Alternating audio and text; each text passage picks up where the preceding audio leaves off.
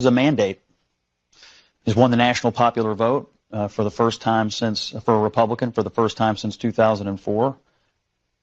This is a big deal. This isn't backing into the office.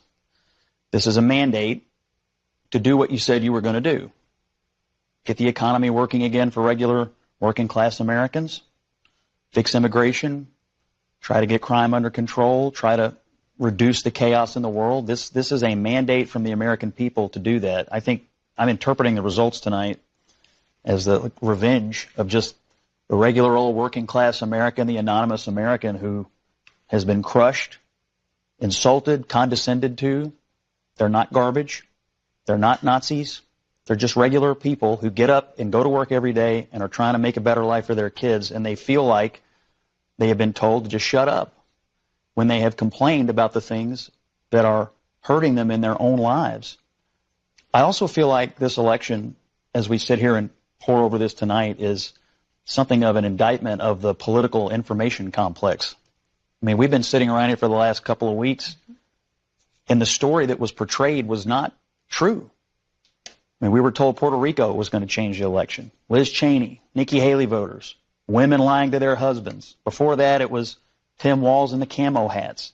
Night after night after night, we were told all these things and gimmicks were going to somehow push Harris over the line, and we were just ignoring the fundamentals. Inflation, people feeling like that they were barely able to tread water at best. That was the fundamentals of the election. And so I think that both parties should always look at the results of an election and figure out what went right and what went wrong.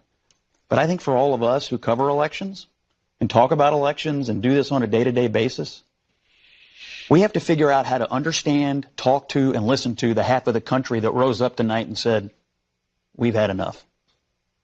I think for Van and for you and for Axe, I mean, I've been on the losing side of tough nights here and in my professional life. It's not easy to lose a race like this. One of my most crushing nights was 2012. I know it was one of your best, and one of your best because we were there in the same state together.